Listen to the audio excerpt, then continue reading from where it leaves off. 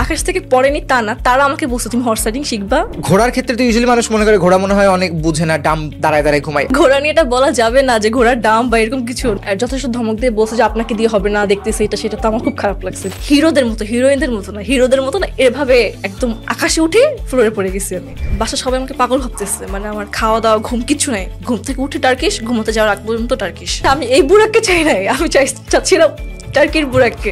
আমি পেয়ে গেছি ঘোড়া বুড়া। আমি প্রথমত বলবো আপনার ইন্টারেস্ট আসার দরকার নেই। তোমার অ্যাকচুয়ালি বলা উচিত না যে তোমার এতগুলো কেন হবি, যে কোনো একটা থাকা উচিত। সে একটা ভিকটিম মেন্টালিটি রেখে দিছে, মানে যাই ঘটুক, মানে একটা কাজ সে করতেছে, তার কাজের ফল সে পাচ্ছে। আমি জানি না আমার সাথে কেন এরকম হয়। এখন লোকে কি ভাববে সেটা যদি আমরা ভাবি, তাহলে লোকে কি ভাববে?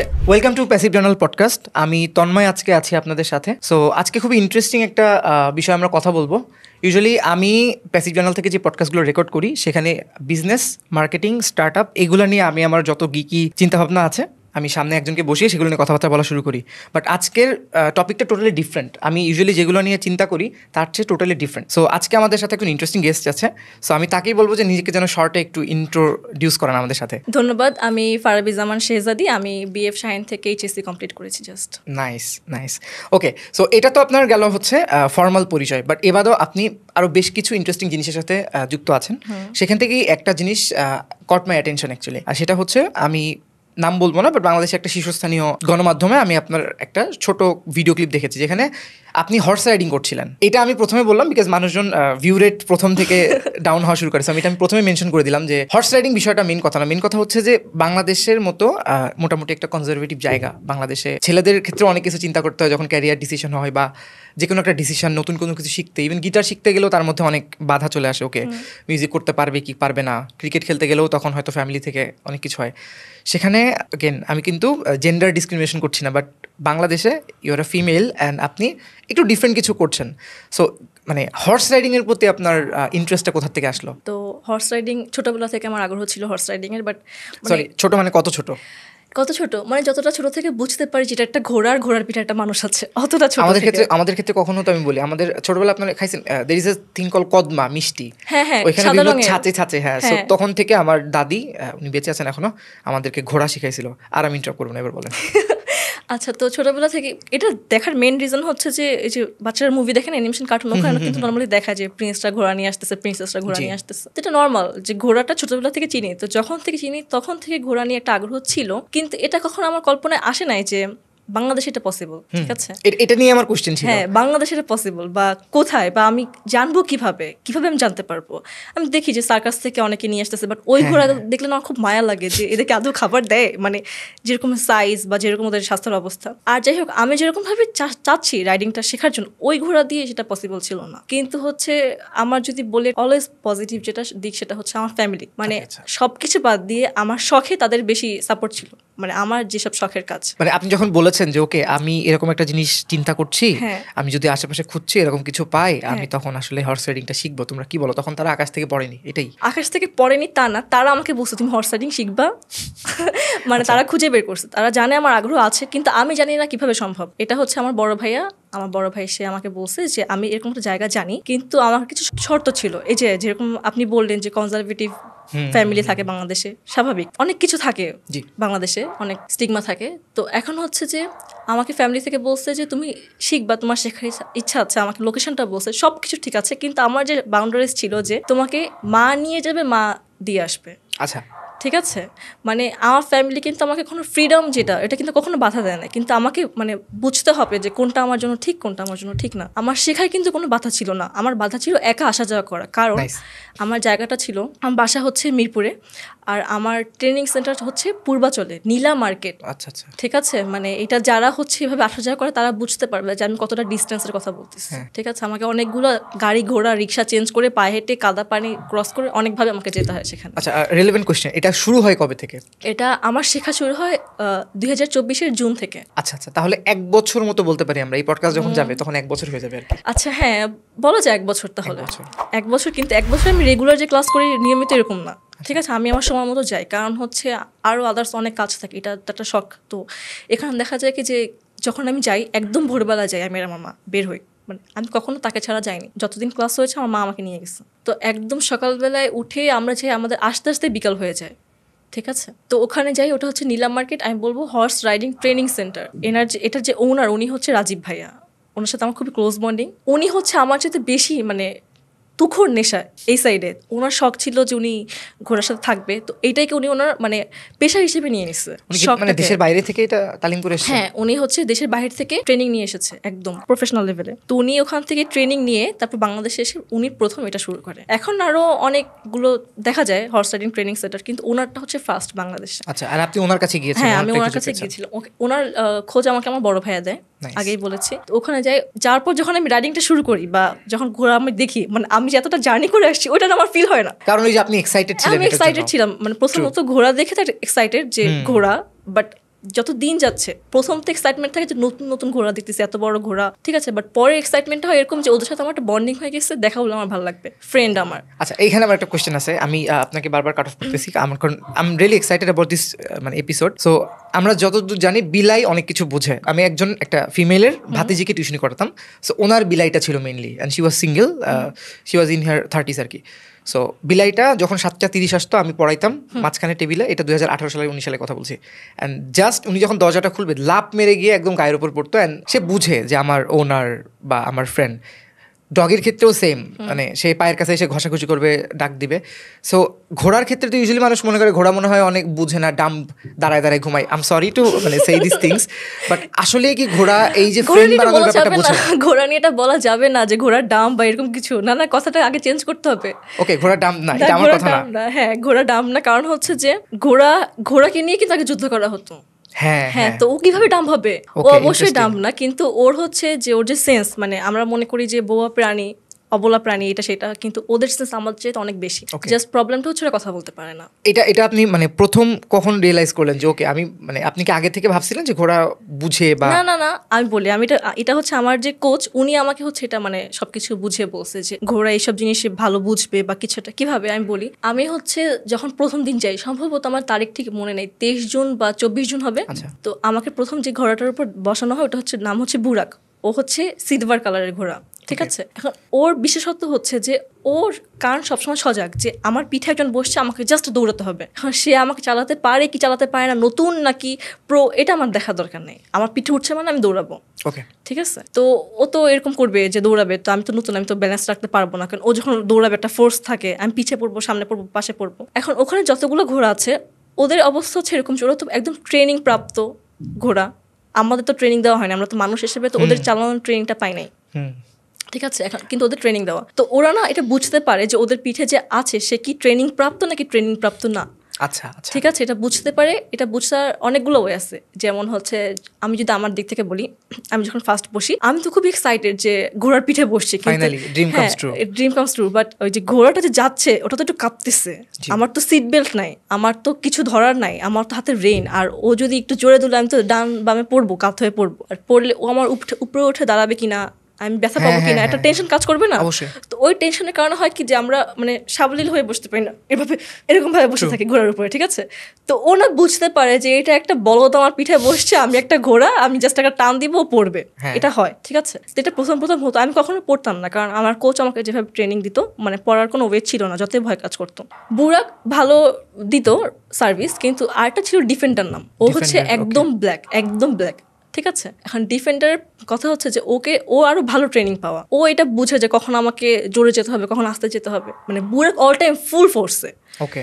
আর ডিফেন্ডার হচ্ছে পজ দেয়, বুঝে সবকিছু, এভরিথিং। কিন্তু ডিফেন্ডার হচ্ছে ট্রেনিং প্রাপ্ত, আর ওর ইগো অনেক বেশি, এটা দেখা গেছে, ওর ইগো অনেক বেশি। এখন যখন আমি ওর পিঠে উঠতাম ও আমাকে ভয় দেখাতো, প্রথম ভয় পেতাম। আমি হচ্ছে অনেকগুলো মানে একটা লেভেল থাকে যে আজকে একটু হাঁটাবে, কালকে একটু স্পিড বাড়াবে, এভাবে লেভেল ওয়াইজ আমাদেরকে শেখানো হয়। তো যখন আমি অনেকগুলো লেভেল ক্রস করে ফেলছি, আমি একটা লেভেল পারতেছিলাম, ওটা হচ্ছে গ্যালোপিংটা হচ্ছে যে এভাবে দুইটা ধরে এক হাত দিয়ে ধরবো, ঝাঁকে দিতে হবে না, মানে একটা দুইটা ধরে আমি দাঁড়িয়ে যাব, মানে দাঁড়িয়ে বা বসে যাই হোক, মানে ও ফুল স্পিডে যাবে, আমার কিছু হবে না, আমি ব্যালেন্স করে চলতে পারবো। কিন্তু এটা না আমি ওর পিঠে পারতেছিলাম না, মানে এটা আমার জন্য খুব টাফ ছিল। এটা আপনার ট্রেনিং এর কতদিন পরে আপনি মোটামুটি এই লেভেলে আসছিলেন? 2-2.5 মাস পরের কাহিনী। তো এর মধ্যে আবার হচ্ছে যে বাংলাদেশে একটু প্রবলেম ছিল, আমাদের অনেকদিন ক্লাস অফ ছিল। হ্যাঁ, প্রবলেম ছিল একটা। হ্যাঁ, প্রবলেম ছিল, আমাদের ক্লাস অফ ছিল। তো এর জন্য মানে আমি প্রায় 3 মাস পরেই করি, বাট ক্লাস অনুযায়ী মাঝখানে 3 মাস ওইখানে হ্যাঁ একটু ছুটিতে চলে যায়, হয় নাই না একটু ছুটি হয়ে যায়। তো এখন হচ্ছে যখন ওর পিঠে উঠি, আমার তো হাতে রেইন থাকে, ওর আমি রেন্ট কন্ট্রোল করে ওকে নিয়ে নড়াচড়া করি, বাট যখন দুইটা আমার হাতে তখন তো আমি কিভাবে নড়াচড়া করবো, মানে অনেক রকমের কোশ্চেন কাজ করে। তো ওর পিঠে যখন উঠতাম ও করতো কি, মানে আমাকে ভয় দেখাতো, ফেলে দিবে ডুলতেছো। তা আমি ভয় পেতাম, আমি চলতাম না, আমি ওখানে বসে রাজি ভাইয়া, আমি মানে প্রায় কান্নাকাটি। মানে 3 মাস পরে কনফিডেন্স মোটামুটি আপনার হারাই গেছিল নাকি? হ্যাঁ, কনফিডেন্স হারিয়ে গেছিল যখন লেভেল আপ হচ্ছে আমার কনফিডেন্স হারাচ্ছিল, কারণ এই ঘোড়ার সাথে তো আমি মানে হ্যান্ডেল করতে পারতেছি না। ওর যা ওয়েট, ওর যা তেজ, যেরকম ইগো, আমি তো পারতেছি না। মানে ঘোড়া যদি একটু নড়তো আমার হার্ট ভাই, আমি আমার কোচকে ডাক দিয়ে কান্নাকাটি, মানে স্টিল ঘোড়ার পিঠে বসে, তো উনি যতক্ষণ না এসে আমাকে নামাতো আমি ওখানে বসে বসে পারি না, কিন্তু কান্নাকাটি করতাম। তারপর একদিন হচ্ছে উনি আমাকে রেগে ধমক দিচ্ছে, মানে এটা কখনো করে না উনি খুব সফটলি কথা বলে। তো উনি ধমক দিয়ে বলতেছে যে আপনাকে দিয়ে হবে না। আর একজন ভাইয়া ছিল, একজন রাজীব ভাই, একজন শফিক ভাইয়া, দুজনই কোচ আমার। তো দুজনই আমাকে ধমক দিচ্ছে, আর যথেষ্ট ধমক দিয়ে বলছে যে আপনাকে দিয়ে হবে না, দেখতেছে এটা সেটা। তো আমার খুব খারাপ লাগছে যে আমার যে কোচ রাজীব ভাইয়া, উনি হচ্ছে নর্মালি খুব সফটলি কথা বলে, হঠাৎ করে দেখলাম ওনার বিহেভিয়ার চেঞ্জ হয়ে গেছে। মানে উনি যেদিন পারছিলেন না ওই দিন, হ্যাঁ, মানে আমি রেগুলারই পারতেছি না, মানে আমি যাচ্ছি জাস্ট যে আসতেছি, এতটা জার্নি করতেছি, বাট আমার কিচ্ছু হচ্ছে না। আমি উঠতেই ভয় পাইতেছি, চালানো দূরে থাক, কারণ আমি জানি যে এখন ওকে নিয়ে আমার এই লেভেলটা, তো এই লেভেলটা খুব হার্ড আমার জন্য। তো রাজীব ভাই আমাকে বকা দিল, আরেকজন ছিল শফিক ভাইয়া, উনিও কোচ, উনিও বকা দিল। মানে বকা দিল বলতে কি, জাস্ট ধমক দিল যে আমাকে দিয়ে হবে না, পারতেছি না, ভয় পাচ্ছি আমি। তো এটা শুনে খারাপ লাগছে আমার। খারাপ লাগার পর আমি চেষ্টা করা শুরু করি। তো চেষ্টা করতে করতে হয় যে এক পর্যায়ে যখন ডিফেন্ডারের পিঠে থাকি, আমি ওকে নিয়ে শুরু করি ফুল স্পিডে, একদম ফুল স্পিডে যাচ্ছি। আমার কোচ দেখতেছে, আমি তো খুবই মানে মানে খুবই খুশি যে আমাকে দেখতেছে তারা। বাট কিছুক্ষণ পর ওই ফাজিলটা করে কি, যে আমাকে ফেলে দেয়। ফুল স্পিড থেকে মানে একদম ফুল স্পিড, যেটা ডিফেন্ডার ছিল ফুল স্পিডে যাচ্ছে, ও করলো কি একটা ব্যাক কিক দিল, মানে দুইটা পা জাস্ট পিছনে ছুঁড়ে ফেলে দিচ্ছে, ঠিক আছে, মানে যেটাকে আমরা বলি হার্ট ব্রেক দিলে যেরকম একটা অবস্থা হয়। আর আমার তো মানে সিট বেল্ট বা অন্য কিছু নেই ওকে ধরার মতো, আমি তো জানি যে ওর যাচ্ছে, ওর স্পিডে যাবে। আমি না একদম মানে হিরোইনদের মতো না এভাবে টপকে ফ্লোরে পড়ে গেছি, একদম আকাশে উঠে ফ্লোরে পড়ে গেছি আমি। মাঠ ছিল তো অবশ্যই এটা? হ্যাঁ, মাঠ ছিল। হ্যাঁ, তো মাঠ ছিল, মাঠে ফ্লোরে পড়ে গেছি। তো এরকম ভাবে আমি কয়েকবার পড়ে গেছি, যখন আমি মানে খুব সাহসিকতা দেখাতে যাই পড়ে যাই। কিন্তু হয় কি, যে ওই ভয়টা যখন একবার কেটে যায়, যে খুব ভয় পাচ্ছি আমি, 3-4 দিন কিন্তু এমনি গেছি, মানে পুরো টাইমটা ওয়েস্ট। এই যে আমি ঢাকা থেকে জার্নি করে পূর্বাচল নীলা মার্কেট যে শিখলাম, আমার পুরোটা ওয়েস্ট। কিন্তু যখন আমি 3-4 দিন পর আমার ভয়টা আমি মানে কাটিয়ে সাহসিকতার সাথে উঠলাম, হয়ে গেছে আমার। তাহলে এখানে কি আমরা এটা বলতে পারি যে ঘোড়া বা যে কোনো প্রাণী, ঘোড়া স্পেসিফিক্যালি বলতেছি না, তারা অ্যাকচুয়ালি তাদের উপরে তাদেরকে কে ডমিনেট করবে বা কে তাদেরকে ওইটা তাদেরকে টেস্ট করে, বোঝে যে ওকে তুমি বোঝে, তাদের সেন্স খুবই হাই, তারা সবকিছু বোঝে। যে আর যদি আর হচ্ছে ওদেরকে যে আদর করি, মানে ওদের পিঠে ওঠার আগে হচ্ছে ওদের তো ঘ্রাণ শক্তি প্রখর, তো ওদের নাকে মুখে একটু আদর করি, ঠিক আছে, বা আমাদের স্মেলটা ওদেরকে নেওয়াই, যে দেখো আমি মানে ভয় পাওয়ার কিছু নাই। মানে ওরা না, আমরা যেরকম ফেস দেখে চিনতে পারি, ওরা স্মেল বুঝে চিনতে পারে ভালোভাবে। তো ওরা স্মেলটা নেওয়ার পর হচ্ছে ওরা পরিচিতদের মতো করে ব্যবহার করে। আননোন পার্সনকে একভাবে ট্রিট করবে, আর আমি ওর ফ্রেন্ড, ওর সাথে আমি রেগুলার রাইডে যাই, আরেকভাবে ট্রিট করবে। তাহলে আমি প্রথমে এই পডকাস্টের শুরুতে যেটা বলছিলাম যে মানে নট ডাম অ্যানিমাল, বাট মানে তারা হাই সেন্স আছে, বাট তারা তাদের এক্সপ্রেশনটা ওই বিলাইয়ের মতো বা কুকুরের মতো না, ওই জাস্ট কথা বলতে পারেন না, এটাই আমরা ভাবি যে কিছু বুঝে না, কিন্তু বুঝে, সবকিছুই বুঝে, সেন্স আছে। ওকে, আপনার এই নাম নিয়ে একটা মজার স্টোরি ছিল, এটা আমি একটু খুবই চাচ্ছি শুনতে। নাম নিয়ে মজার স্টোরি? আচ্ছা বলি। টার্কিশ অ্যাক্টর বুরাক, ও হচ্ছে বাংলাদেশ আসছিল সিঙ্গারের শুট করতে। তো আমি হচ্ছে জুনিয়র আর্টিস্ট হিসেবে ছিলাম ওই সিঙ্গারের শুটে। আমি ওই শুটে ছিলাম, বুরাক ওই শুটে ছিল, কিন্তু এটা স্বাভাবিক ওর সাথে আমার দেখা হবে না, মানে আমি অন্য সাইডে ছিলাম। কিন্তু আমার আশা ছিল যে যেহেতু আসছে তো একটা ছবি তুলবো, নর্মাল এটা করি না, বাট একটা ছবি তুলবো বুরাকের সাথে, আমার ফেভারিট অ্যাক্টর। সারা দিন মানে রাত প্রায় সন্ধ্যা পর্যন্ত আমি অপেক্ষা করলাম, ঠিক আছে, সকাল থেকে সন্ধ্যা, কিন্তু আমি কোনো চান্সই পাইনি ওর সাথে ছবি তোলার মতো। আর বাসা যাওয়ার পর হচ্ছে আমি একটু কান্নাকাটি উঠছি। তারপর হচ্ছে আমি সম্মানতালে টানা 2 দিন টার্কি শিখতেছি, যে আমি টার্কি শিখি আমি তুরস্কে যেয়ে হচ্ছে ওর সাথে কথা বলবো, ছবি তুলবো, ফাইন। বাসা সবাই আমাকে পাগল ভাবতেছে, মানে আমার খাওয়া দাওয়া ঘুম কিচ্ছু নাই, ঘুম থেকে উঠে টার্কিশ, ঘুমোতে যাওয়ার আগ পর্যন্ত টার্কিশ। এর 2 দিন পর, মানে এই শুটের এই কাহিনীর 2 দিন পর আমি যাই হচ্ছে ভর্তি হতে হর্স রাইডিং এর ওইখানে। এখন আমাকে যে ঘোড়া দেওয়া হয়, একটা সিলভার কালারের ঘোড়া, তো আমি ঘোড়ায় উঠি, বললাম ভাই এই ঘোড়ার নাম কি? বুরাক, আজ থেকে তো এর দায়িত্ব তুমি। বাট আমি হচ্ছে আমি এই বুরাককে চাই নাই, আমি চাচ্ছিলাম টার্কির বুরাককে। আমি পেয়ে গেছি ঘোড়া বুরাক। এটা অনেক ফানি এবং এটা খুব অদ্ভুত একটা কোইন্সিডেন্স। এত বড় কোইন্সিডেন্স আসলে মানুষের সাথে হয় না। কিন্তু এখন আমার মনে হচ্ছে ওই বুরাককে না পেয়ে ভালো হয়েছে। এখন যে বুরাককে আমি পেয়েছি, আমার খুব ভালো টাইম যাচ্ছে এর সাথে। সো পরে কি আপনি মানে আপনি তো কালো যে ছিল, আমি নাম ভুলে গিয়েছি, ডিফেন্ডারকে আপনি অ্যাডভান্স লেভেলে যখন কাজ করতেছিলেন তখন ওকে আপনি কন্ট্রোল করতে আপনার হিমশিম খেতে হচ্ছিল, বাট আপনি তো বুরাককে মোটামুটি কন্ট্রোল করে ফেলছেন। না, বুরাকের সাথে আমার ঠিক আছে, আমার কোনো কনফ্লিক্ট নাই। ওকে, ইন্টারেস্টিং। সো মোটামুটি বুঝলাম। তাহলে আমরা যেটা বুঝলাম, হর্স রাইডিং আমি যদি ইটসেলফ যদি বোঝার চেষ্টা করি, করি, ছেলে মেয়ে না। সো হর্স রাইডিং ইটসেলফ আমি যেটা বুঝলাম এটাও একটা অন্যান্য নর্মাল পিয়ানো শেখার মতোই বা অন্যান্য যে কোনো একটা প্রসেসের মতোই আসলে প্রথম থেকে কাজ করে। আপনি কি মানে this is what you are saying আর কি? এটা হচ্ছে যে এই যে আমরা যে খেলাধুলা করি, মানে পিয়ানোর সাইডটা যদি বলি, পিয়ানো গিটার বাজানো এটা একটা খুব ক্রিয়েটিভ কাজ, ফাইন, বাট যে হর্স রাইডিংটা এটা হচ্ছে না স্পোর্টস এর মধ্যে চলে আসছে। তো এটা হচ্ছে একটা ফিজিক্যাল এক্সারসাইজের মধ্যে আছে। তো হর্স রাইডিং এর ফলে হয় কি যে মানে ফিটনেস থাকে, ভালো ফিটনেস ভালো থাকে, আর হচ্ছে এটা খুবই একটা দারুণ স্কিল আমি বলবো হর্স রাইডিংটা। হ্যাঁ, এটা এই জায়গায় আমি আরেকটু জানতে চাই, দারুণ স্কিল কোন দিক দিয়ে? যেমন ধরেন এটার মানে ডিরেক্ট বেনিফিট পাবো না, কারণ এখন আমরা অনেক আগের রাজা প্রজাদের পাচ্ছি না, বাট এটাই আমি বোঝার চেষ্টা পাবো না, করতেছি। ঠিক আছে? এখন যদি আপনি প্রফেশনাল লেভেলে শিখতে পারেন, আপনিও তো ট্রেনিং সেন্টার দিতে পারবেন। হ্যাঁ, এটা তো হ্যাঁ বিশাল ডিরেক্ট বেনিফিট। হ্যাঁ, এখন ধরেন আমি ছেলে, আমি এক্সট্রিম স্পোর্টস ওইভাবে পছন্দ করি না, বাট আমার মোটামুটি আমি ফিট, আমি মাঝে মাঝে জিম করি, আমি ক্রিকেট খেলা দেখি, মোটামুটি ছেলেরা যেগুলোতে ইন্টারেস্টেড ফিজিক্যাল অ্যাক্টিভিটিস আমি সবকিছু ইন্টারেস্টেড। বৃষ্টি হলে আমি বল নিয়ে মাঠে চলে যাই ফুটবল খেলতে। আমার কেন নর্মালি আমার আসে না, কনজিউমড ইনফরমেশন যখন আসবে, ধরেন আপনাকে দেখে আমি জানার চেষ্টা করলাম কেন আমার হর্স রাইডিং করা উচিত বা আমার ইন্টারেস্ট কেন আসা উচিত, কেন ইন্টারেস্ট আসা উচিত? আমি প্রথমত বলবো আপনার ইন্টারেস্ট আসার দরকার নেই, ঠিক আছে? কারণ আপনার যেহেতু ইন্টারেস্ট নাই আমি নিয়ে আসতে পারবো না, বাট যাদের ইন্টারেস্ট আছে তাদেরকে আমি বলতে পারবো যে আপনি কিভাবে শুরু করতে পারবেন। আমি তো কারো ইন্টারেস্ট, আমার তো ইন্টারেস্ট অ্যাকচুয়ালি আছে, মানে আলিফ লায়লা যখন দেখছি আমি, আমার তো মানে ছোটবেলায় ইন্টারেস্ট আছে, বাট এটা কেমন হয় যে এটা মনে হয় যে ইটস সামথিং অনেক দূরের কিছু একটা, মানে কখনো দেখি নাই ঘোড়া আমাদের এলাকায়। আমি মজার কথা আগেও বলছি, আমাদের এলাকায় যখন ঘোড়া হাতি আসতো সার্কাসে, তখন আশেপাশে 200-300 ছেলেমেয়েরা পিছন পিছন যাইতো, ওকে ঘোড়া আসছে হাতি আসছে এরকম একটা বিষয় আর কি। সো ওই ক্ষেত্রে আমি মানে হর্স রাইডিং করে ওটা তো ভাবাই অনেক বড় একটা বিষয়, বাট ওই যে ইন ড্রিমস আমরা চিন্তা করি। সো এক্ষেত্রে ধরেন আমার ইন্টারেস্ট আছে, জানি না যে এটা আমার ক্ষেত্রে কিনা বা অন্যদের ক্ষেত্রে আছে কিনা, যাদের পশু পাখি পছন্দ ওদের ঘোড়া পছন্দ হওয়ার কথা,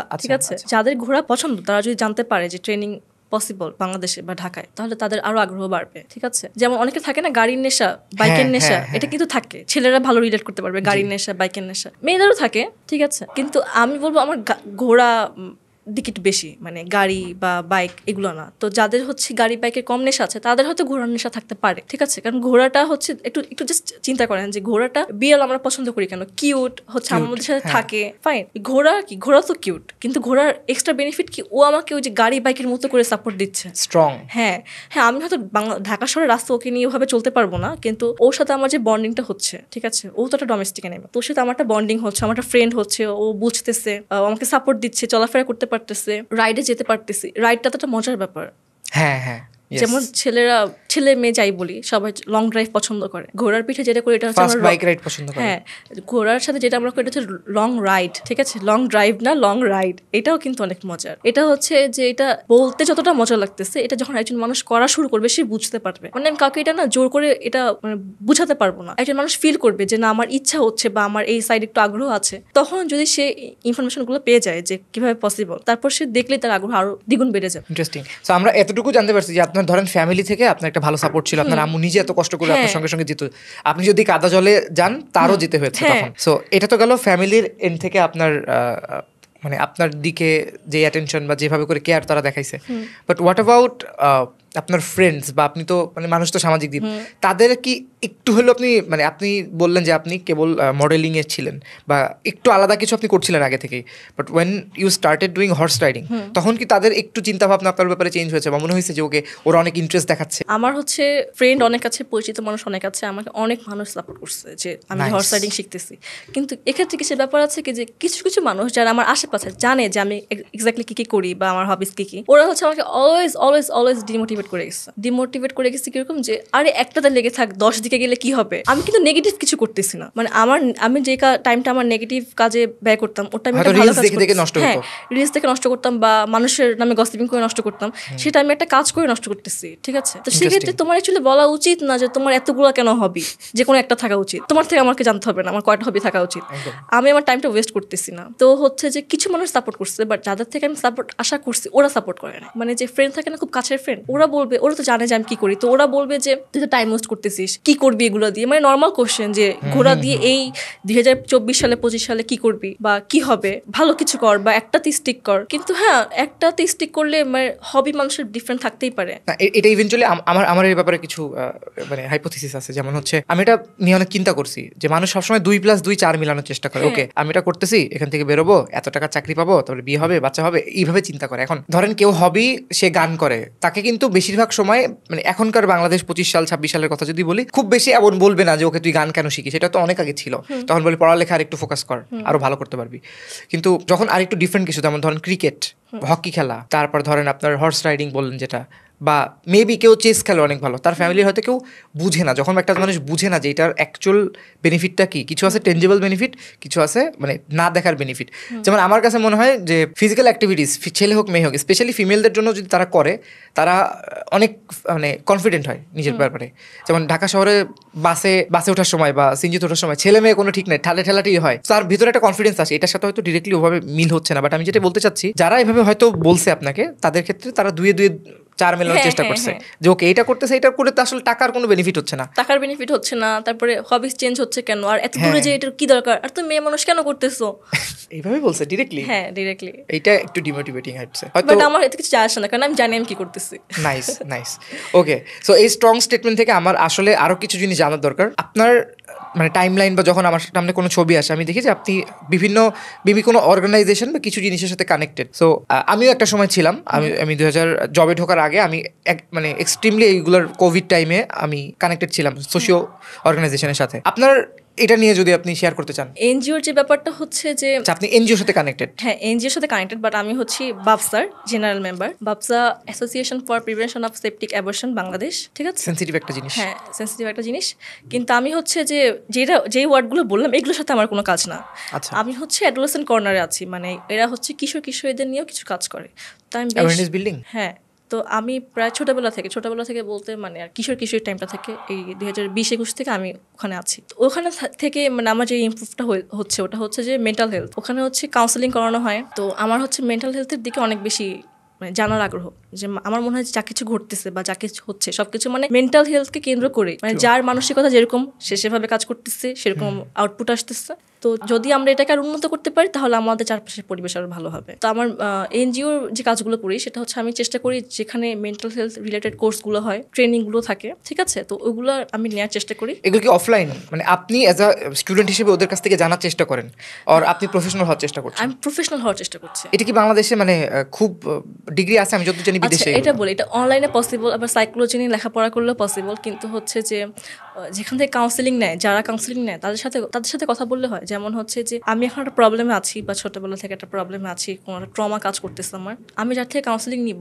তাকে দেখে কিন্তু আমি ইন্সপায়ার হব যে তাকে আমি চিনি না কিন্তু সে আমার প্রবলেমগুলো কীভাবে সলভ দিচ্ছে, কিভাবে দিচ্ছে, সে কিভাবে জানে, সে কোথা থেকে জেনেছে, সে কিভাবে আমার অবস্থাটা বুঝতেছে। আমার ফ্যামিলি তো বুঝতেছে না, সে বাইরের মানুষের কিভাবে বুঝতেছে, একটা আগ্রহ কাজ করবে না আমার? তো সেখান থেকে আগ্রহ। তো এটা হচ্ছে আমি যে বাপসার কথা বললাম, এখানে তারা কাউন্সেলিং করায় বা এখানে অনেক রকমের মানুষ থেকে, অনেক পরিবেশ থেকে আসে, কিন্তু প্রত্যেকে মানে সমানভাবে ট্রিট করা হয়। আর যদি কারোর কোনো প্রবলেম থাকেও যে না আমি এখন এরকম একটা ট্রমা কাজ করতেছে আমার বা একটা ডিপ্রেশন আছে, কিছু কোনো কাজ করবে না, মানে কাউন্সেলিংটা জাস্ট নিবে। মানে কাউন্সেলিং নেবে কি, এখানে আপনাকে মানে কস্টলি বা টাকা পয়সা দিতে হবে কিছু না, মানে আমরা জাস্ট বসি গল্প করি, এটাই আমাদের কাউন্সেলিং, কিচ্ছু না, খেলাধুলা করি, বসি গল্প করি, আমাদের টাইম এভাবেই যায়। তো এমনি তার কিছু অনলাইনে কোর্স থাকে, অনেক বই থাকে, বই কিন্তু একটা ভালো মাধ্যম জানার জন্য, ঠিক আছে। আমি যদি ডিগ্রি নিতে না পারি, যদি আমি কোনো বই সাজেস্ট করবো না, কিন্তু বই ভালো মাধ্যম জানার জন্য। তো মেন্টাল হেলথ, কিন্তু এখন তো আমাদের মানে ধৈর্য তো অত বেশি থাকে না বই পড়ার মতো। থাকে না কেন? থাকে না কারণ সবাই রিলস দেখে। তারপরে রিলস দেখে কেন? আচ্ছা আমি কিন্তু একটু কোশ্চেন করি, ঠিক আছে? হ্যাঁ অবশ্যই, আমি একটু হোস্টিং করি। আচ্ছা রিলস কেন দেখে? রিলস দেখে কারণ তার ওই যে কারেন্ট স্টেতে আছে তার মধ্যে একটা মানে বিরক্তি কাজ করে, ওকে আমি কিছু হচ্ছে না, কিছু করতে হবে। সে যে বিরক্তি কাজটা করতেছে এটা কোথা থেকে আসছে প্রথমে? এটা হয়েছে, আপনি যার কথা বলতেছেন, সাপোজ একটা মানুষকে আমরা ধরি যে সে রিলস দেখে, আপনি সারাদিন রিলস দেখেন, আপনার বিরক্তি কাজ করতেছে, কিন্তু আপনি তো সারাদিন রিলস দেখেন না, আপনি তো আদার্স কাজ করতেছেন।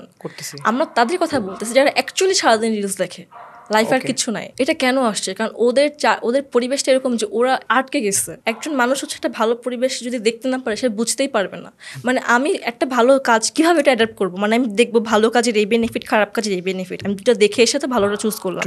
এখন একটা মানুষ অলওয়েজ খারাপটার মধ্যে থেকে গেছে, সে জানেই না ভালোটা দেখতে কিরকম, সে ভালো থেকে কেন আসবে, কিভাবে আসবে, লিঙ্ক কোথায়? সো আপনারা বলতে চাচ্ছেন আপনার একটা মানে আপনি যেখানে কানেক্টেড বা যেখানে কানেক্টেড হওয়ার আপনার মেন উদ্দেশ্য এরকম ছিল যে আপনি চান অন্য মানুষ একটা পজিটিভ এনভায়রনমেন্টের মধ্যে থাকুক, আমি আমার আপনারা ওইটাই আশেপাশে কোনো করতেছেন। নেগেটিভ মানুষ রাখি নাই, আমার ফ্যামিলিতে তো নাই, মানে আমার ফ্যামিলিটা কেমন জন্য মানে গড ব্লেসিং, মানে একটা উপহার আমার জন্য যে সবাই খুবই সাপোর্টিভ। আই ক্যান রিলেট, আমার ফ্যামিলিও হ্যাঁ, খুবই সাপোর্টিভ, মানে ওরা হচ্ছে আমি জানি আমি কি করতে পারবো কি করতে পারবো না। True. ওরা আমাকে রাতে বাসার বাইরে থাকতে দিবে না, ঠিক আছে, কিন্তু ওরা কখনো আমার ফোন চেক করবে না। এখন কথা হচ্ছে আমার ফ্যামিলি যেমন সাপোর্টিভ, আমি যাদের সাথে মিশি মানে ক্লোজলি ওরাও খুব সাপোর্টিভ। মানে আমি যদি বুঝতে পারি যে এর মধ্যে কিছু নেগেটিভ থটস আছে, আমি তার কাউন্সিলিং করব। আর যদি দেখি যে না, সে নাচরে বন্ধা, সে চেঞ্জ হবে না, ওকে গুড বাই। মানে তোমার কোনো ধারণার কারণে আমার মানসিকতা চেঞ্জ হবে, আমি এটার মধ্যে আসতে পারবো। রিলেভেন্ট কোয়েশ্চেন, যেমন ধর এই কখন আপনারা এটা ফিগার আউট করতে পারেন? এগেন এটা কিন্তু আপনার সাইকোলজি রিলেটেড কোনো মানে প্রফেশনাল সেশন হচ্ছে না, বাট ধরেন একটা সময় গিভ আপ করার সিচুয়েশনটা কখন হয় যে আপনারা তাকে কোনো একটা স্টেপ দিলেন যে ধরেন এটা করতে বা নেক্সট কয়েকদিন এই জিনিসগুলো চেক করতে বা হ্যাবিটে একটা চেঞ্জেস আনতে, এন্ড দেখতেছেন যে রেগুলারলি জিনিসটা কাজ করতেছে না বা এরকম কি থাকে? না, মানুষকে দিয়ে হবে, বাট আমি যখন বুঝতে পারি যে তার আগ্রহটা নাই বা হচ্ছে সে একটা ভিকটিম মেন্টালিটি রেখে দিছে, মানে যাই ঘটুক, মানে একটা কাজ সে করতেছে, তার কাজের ফল সে পাচ্ছে, আমি জানি না আমার সাথে কেন এরকম হয়। ভিকটিম মেন্টালিটি নিয়ে থাকা যাবে না তো। আমার একটা প্রবলেম, আমাকে তো উঠতে হবে এখান থেকে, প্রবলেমটা তো অলওয়েজ থাকবে না, তাই না? এখন আমি তাকে বলতেছি, সাপোজ আপনি আমার খুব ভালো ফ্রেন্ড, এখন আমি জানি যে আপনি কিছু প্রবলেমের মধ্যে আছেন, আমি আপনাকে চেঞ্জ করবো, ফাইন। আপনিও জানেন আপনাকে আমি চেঞ্জ করবো, আপনি আমাকে বলতেছেন দোস্ত কিছু আইডিয়া দিয়ে কিছু হেল্প কর, ফাইন। কিন্তু আবার দেখা যাচ্ছে যে দিন শেষে আপনি এগুলো মানতেছেন না, বা আপনি বলতেছেন আরে থাক বাদ দে, পরে দেখব। ফেসবুকে গাদা গাদা স্টোরি আপলোড করা, আজে বাজে, তারপর হচ্ছে স্যাড মিউজিক দেওয়া। এই ফেসবুকটা খুব প্রবলেম করে ফেলছে, এই যে অ্যাটেনশন সিকার, সিক করতে করতে করতে করতে এখন সবাই অ্যাটেনশন চায়। ওই যে কি যেন বললেন না যে 2 দিনে সবাই খুব দ্রুত কাজ শেষ করতে চায়, বাট রেজাল্ট তো খুব দ্রুত পাওয়া পসিবল না। মানুষকে তো একটা কাজের পিছনে লেগে থাকতে হবে, টাইম দিতে হবে। টাইম না দিতে তো কাজটা হবে না আমার। এক্স্যাক্টলি, টাইম দিতে হবে। সো এখান থেকে আমরা যেটা বুঝলাম যে আপনাদের একটা বড় উদ্দেশ্য হচ্ছে যারা এরকম ইয়াং ছেলে মেয়ে আছে, যেমন আমি এখন হয়তো জিনিসটা বলতে পারতেছি অনেক ইজিলি, কারণ আমি আমার একটা বয়স পার হয়েছি, এবং আমি এটা খুবই ক্লিয়ারলি বিশ্বাস করি যে মানে এজ এবং এক্সপিরিয়েন্স একটা ম্যাটার। যে জিনিসটা আমার বয়স যখন 16 ছিল তখন আমি যেভাবে চিন্তা করতাম, আমার বয়স 26 হলে আমি ডিফারেন্টলি চিন্তা করবো। অনেক জিনিস তখন বোঝা যায় না। সো ওই সময় যদি কাউন্সিলিং, যেমন কোভিড টাইমের কথা যদি আমি বলি, আমি বুঝতে যখন পারবো যে আমার কোনো একটা প্রবলেম হচ্ছে, তখন আমার কোনো একটা ফ্রেন্ড সেও এটা ফিল করছে, তখন সে আমাকে সাজেস্ট করতে চাচ্ছে হেল্প, তখন আমি তার কাছে বললাম যে ওকে অ্যাকচুয়ালি আমি এটা ফেস করছি। মোস্টলি যে প্রবলেমটা হয় আমাদের যেই বয়সেই প্রবলেমগুলো হয়, যেমন আমি এখন 26, আমি যে জিনিসটা বুঝতেছি, আমি যখন 16 ছিলাম তখন তো আমার কাছে এই ছোট ছোট বিষয়গুলো অনেক কঠিন মনে হচ্ছে। ইভেন কোভিড টাইম ওই সময় আমার বাসা থেকে বেরোনোর কোনো সুযোগ ছিল না, আমি অনেক সোশ্যাল অর্গানাইজেশনের সাথে কানেক্টেড ছিলাম, বাট তখন আমি অনেক কিছু নিয়ে পড়াশোনার সুযোগ পাই। অ্যান্ড এমন জিনিস যেটা নিয়ে আসলে ইউজুয়ালি হয়তো পড়াশোনা করতাম না যদি আমার রেগুলার আমার ক্লাস থাকতো। বিভিন্ন জিনিস নিয়ে, সে শার্লক হোমস থেকে শুরু হয়েছে, ইফ গড এক্সিস্ট থেকে শুরু, মানে কোথার থেকে কোথায় চলে গেছে আমি নিজেও জানি না। ওইটার কারণে যেটা হয়েছে, সবসময় একটা ফিলিং আসা শুরু হয়েছে, আমি কিন্তু রিয়েল এক্সাম্পল বলতেছি, এভরিথিং ইজ মিনিংলেস। আমার অ্যাকচুয়ালি এই জিনিসটা আসছিল মাথায়, কারণ হচ্ছে কোনো কিছু করে কী হবে, মানে সব কিছু মিনিংলেস। অনেকেই ট্রাই করছে, অনেক পৃথিবীর একদম ওই পর্যন্ত গেছে, বাট একদিন পরে মারা গেছে। সো তখন ওই জিনিসটা কাজ করছে, যেটা আমার ওই বয়সে আসার কথা ছিল না, বাট ওই যে 3-4 মাস 5 মাস 6 মাস অনেক টাইম ছিল, অনেক এদিক ওদিকে জিনিস পড়াশোনা করছি আসছে। সো তখন যদি আমাকে এরকম কেউ বলতো okay you have your family, you have responsibilities, এটা তোমার মনে হচ্ছে বুঝে গেছো তুমি সব কিছু, তারপরেও তুমি এইটা রোলটা প্লে করো এভাবে করে। বাট এটা আস্তে আস্তে যখন আমি আবার জবে ঢুকছি, তখন কোনো কিছু ভাবারই সুযোগ পাইনি, আমি চিন্তাই পাই নাই। আমি কল সেন্টারে ঢুকছিলাম প্রথম, আমার জব ছিল, টাইমই পাওয়া যায় না, আমার ফিক্সড 4 ঘন্টা কথা বলা লাগবে। সো আমার স্পিডে যে কথার স্পিডও আসছে ওখান থেকে। তো লং স্টোরি শর্ট যেটা বলতে চাচ্ছি, ওই বয়সে মানুষকে অ্যাকচুয়ালি বোঝা যে কার প্রবলেম, এবং যাকে বোঝাচ্ছি তারও ওইটা অ্যাকসেপ্ট করা যে সবাই যেটা হয় আমাদের মধ্যে থাকে যে ওকে আমি তো সব বুঝি, আমি তো জানি, তুই আমাকে কী বলবি, আর যার সমস্যা সে জানে। একটা খুব বাজে, আমার মানে খুব অপছন্দের একটা সেন্টেন্স আছে, you never work my shoes. আমার খুব বাজে লাগে এটা, আমি কেন অন্যের জুতা পড়তে যাবো, হয়তো নিজের জুতা আছে, তাই না? সো এক্ষেত্রে এরকম সিচুয়েশন আপনারা কীভাবে হ্যান্ডেল করেন? আমি অনেক লম্বা কোয়েশ্চেন করি। যখন ছোটো বয়সে যখন এটা বোঝার অ্যাওয়ারনেস থাকে না আমাদের কাছে যে আমার সাথে অ্যাকচুয়ালি এরকম কিছু হচ্ছে, তখন ওই সময় আমরা বুঝি না, এবং আমরা তখন ছোটো বয়সে যখন একটু ইনফরমেশন আসে, তখন আমরা মনে করি আমরা কিছু জানি। মানুষজন ওই টাইমে হচ্ছে সবাই রিস্কি কাজ করে অনেক, ছেলেদের মধ্যে মেয়েদের মধ্যে, ঠিক আছে?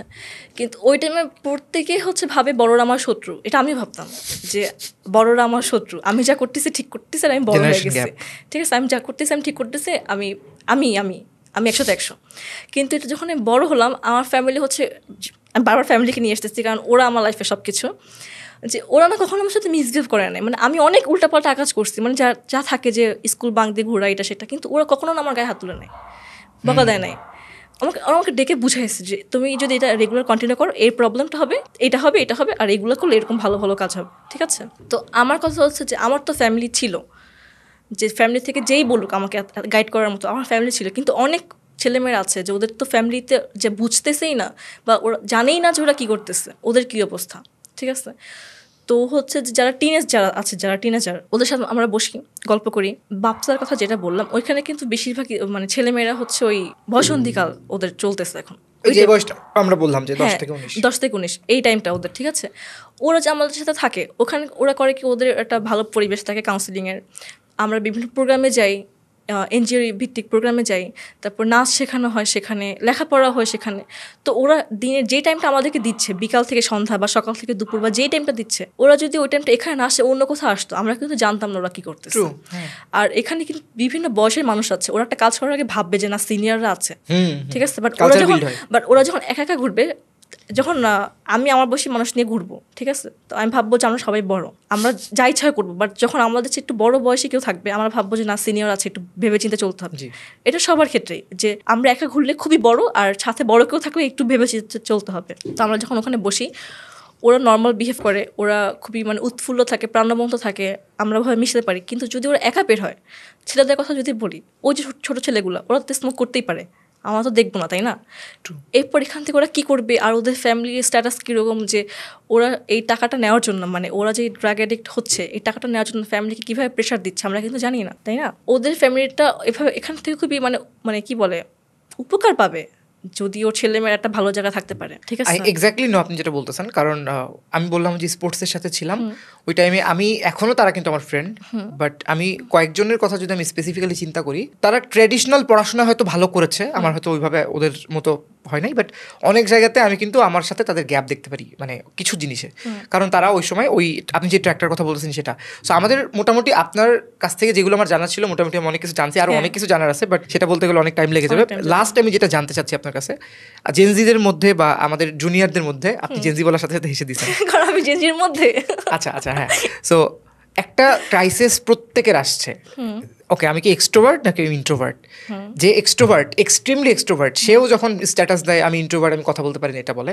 আবার যে এক্সট্রিমলি এক্সট্রোভার্ট বা ইন্ট্রোভার্ট, সেও কিন্তু সিচুয়েশনে, আমার সাথে আমার পরিচিত এরকম 3 থেকে 4 জন আছে যারা লাইক, মানে ধরেন কোনো একটা অফিসে জব করে, সে অফিসে হার্ডলি তারা 3 থেকে 4 জনের সাথে কথা বলছে, তাদের সাথে কথা বলে। বাট যাদের সাথে কথা বলে, এত কথা বলে যে তারা বলে খুব ভালো, বন্ডিং অসাধারণ, তাদেরকে সব কিছু নিয়ে বিশ্বাস করে, এবং তারা অনেক কথা বলে, মানে অনেক কথা বলে, এবং তারা মানে ওই মানুষ আর এই মানুষ ডিফারেন্ট হয়ে যায় তখন।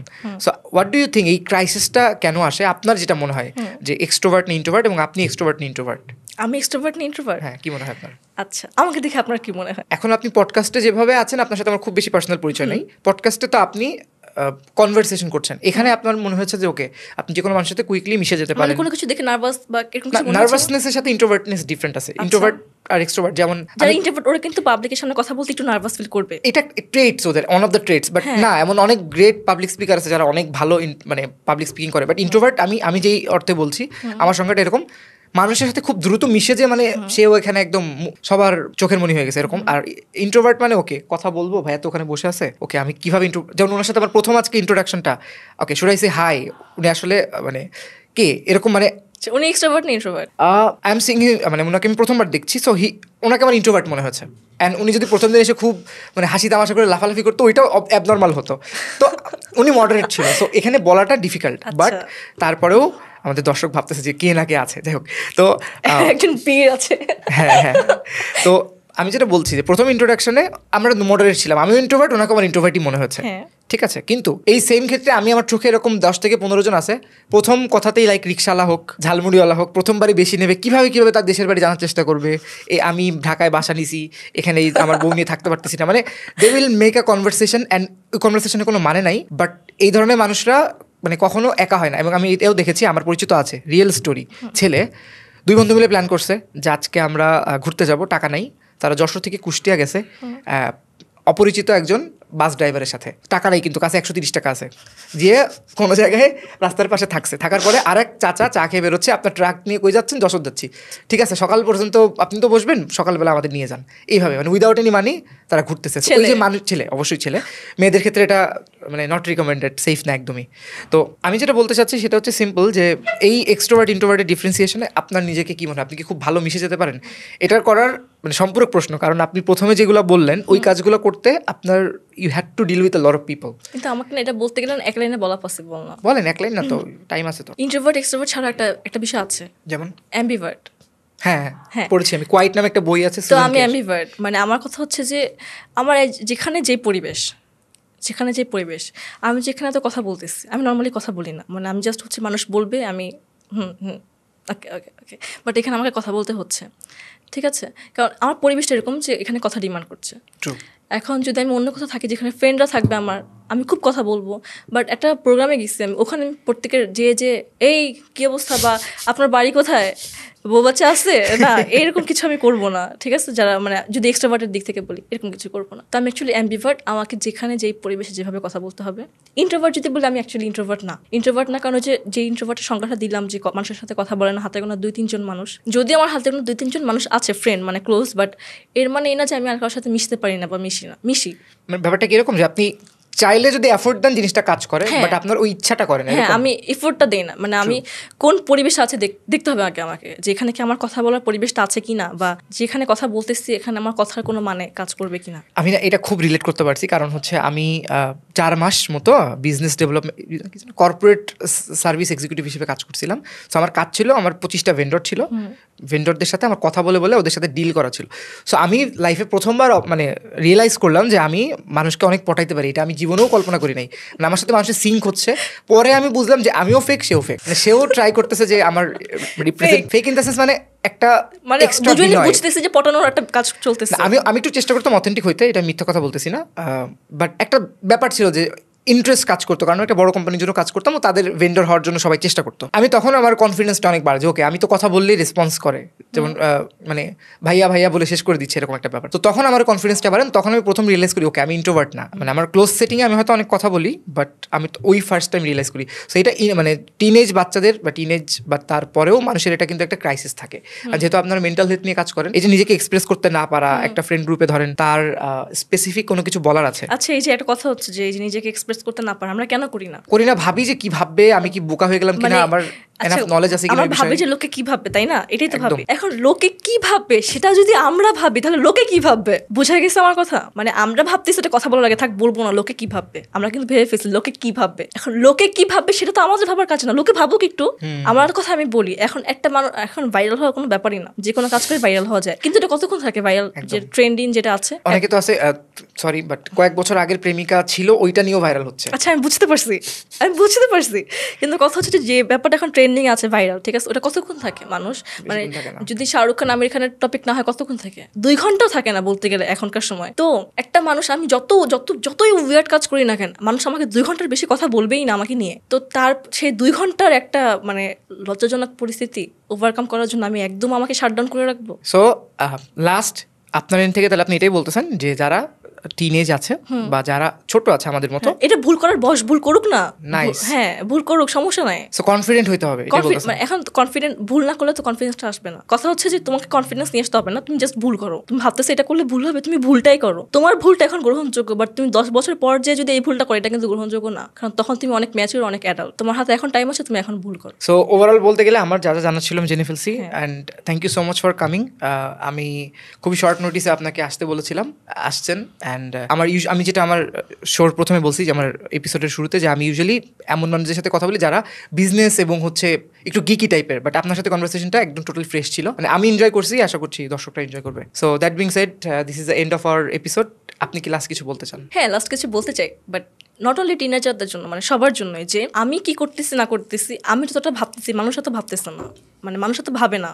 তো তোমার যা ইচ্ছা তুমি তাই করো, যত উইয়ার্ড মনে হোক। মানে যারা মানুষ উল্টাপাল্টা নেগেটিভ কাজ করে ভাইরাল হচ্ছে, আর তুমি পজিটিভ কাজ করার জন্য সাহস পাচ্ছ না, কেন পাচ্ছ না? কাজটা করো তুমি, মানুষ ভুল বলুক যাই বলুক। So happy ending.